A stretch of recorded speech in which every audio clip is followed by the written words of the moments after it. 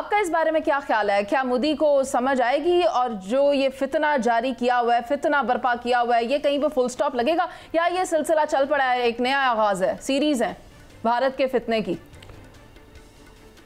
पिछले प्रोग्राम में बात हुई थी, बहुत सारे साथियों ने बोला है कि उसने अपने पड़ोसियों से बहुत वो कहते हैं किसी से बना के नहीं रखी।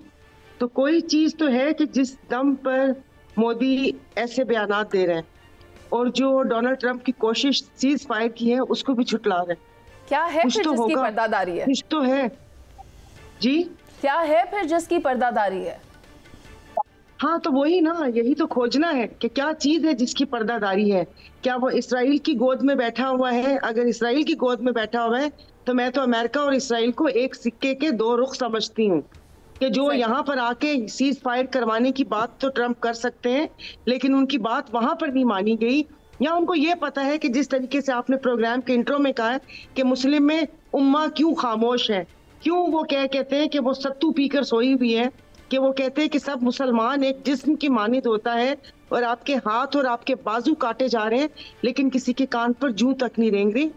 तो ये सारी चीजें पहले तो वो कहते हैं ना कि इस वजह को ढूंढना पड़ेगा कि इतनी इबरतनाक शिकस्त के बाद कि वो उनकी अपनी पार्टी के लोग, उनकी अपने सारे वहां पर लोग उनके ऊपर सवाल उठा रहे हैं और जो बाकायदा बयानात आ रहे हैं कि ये जो पहलगाम वाकया है ये भी बिहार इलेक्शन में जीत हासिल करने के लिए और लोगों की तवज्जो हटाने के लिए, जैसे पुलवामा अटैक था फिर पहलगाम हुआ, तो ये तो वहां से भी आवाजें उठ रही हैं। मगर वो कमाल डिटाई से इन तमाम बातों को डिनाई भी कर रहे हैं और आगे जंग की चेतावनी भी दे रहे हैं कि आगे भी ये हो सकता है। तो ये तो बहुत वो कहते हैं ना कि सोचने की बात है कि ऐसा क्यों है।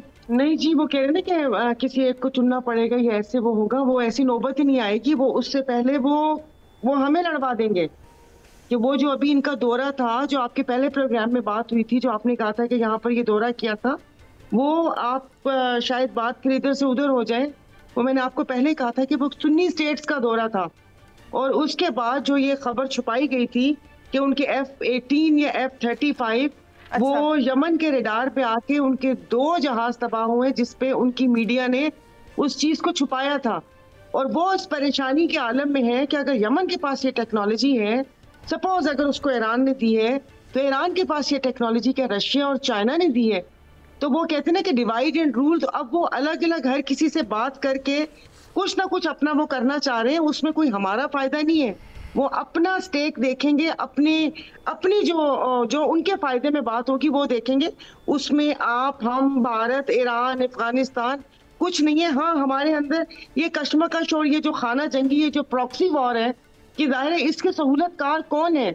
एक मैं नहीं समझती कि इंडिया के इतने ज्यादा कि वो यहाँ पर बैठ के TTP को भी कर रहे हैं, वो भी कर रहे हैं। इसमें कुछ और लोग भी हैं, कुछ जो उनको फंडिंग वहां से हो रही है। तो फिर ये वो इस डिबेट को आपको बहुत और ओपन करना पड़ेगा और मेरे ख्याल में इतना ओपन करके आप प्रोग्राम चल भी नहीं सकता। तो फिर इन सब चीजों की भारत तो तब तक रुकेगा नहीं ना। पाकिस्तान को 2 लख्त करने के बाद भी वो नहीं रुका और ये प्रॉक्सीज तो जारी रहेंगी, यही तो उसका एजेंडा है। शहजाद भट्ट साहब, मैं चाहूंगी आप इसमें अपनी राय दें। अपने आप को ये मुल्क को खाने जंगी की तरफ नहीं लेकर जाना था। मुल्क में जो सबसे जो एक बुनियाद होती है वो एक आम आदमी तक इंसाफ पहुंचने की होती है।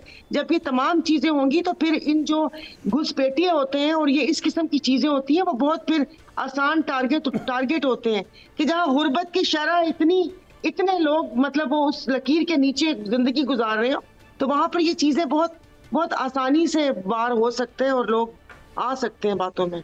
सही।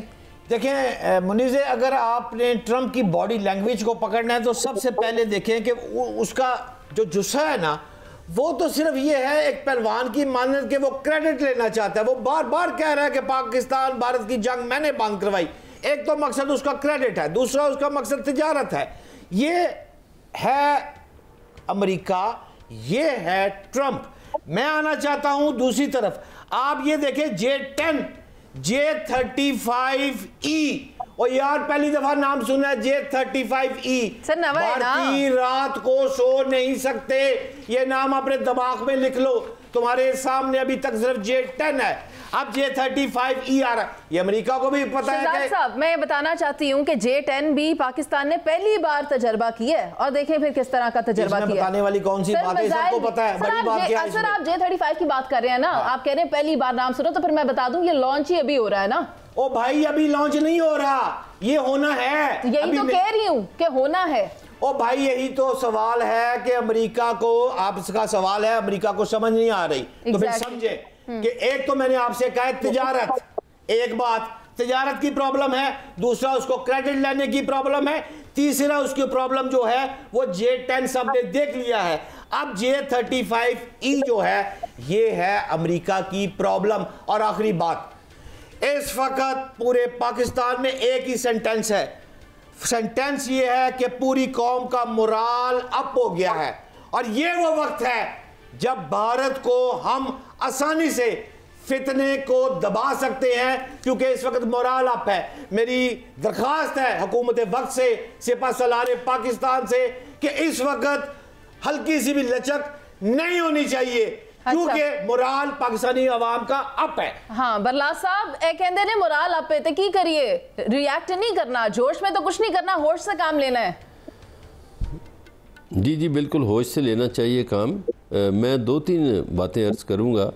एक तो ये देखिए कि जो अमेरिका के हवाले से आपने बात की, अमेरिका हमेशा और मगरबी ममालिक वार इकानमी से पैसा कमाते हैं, तो जब से इंडिया को शिकस्त हुई है उन्हें ज़ाहिर है हजीमत का सामना है, और जो वार इकानमी पे पैसे कमाते हैं ममालिक वो भी शिकस्त खुर्दा हैं, उनके सौदे नहीं बिक रहे, लिहाजा वो इंडिया को चैन से नहीं बैठने दे रहे।